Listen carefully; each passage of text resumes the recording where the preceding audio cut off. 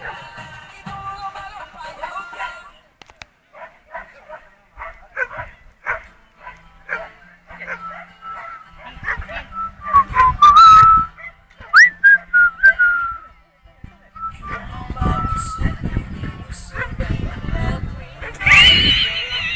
elimina a Dayla por meterse en el túnel que no era.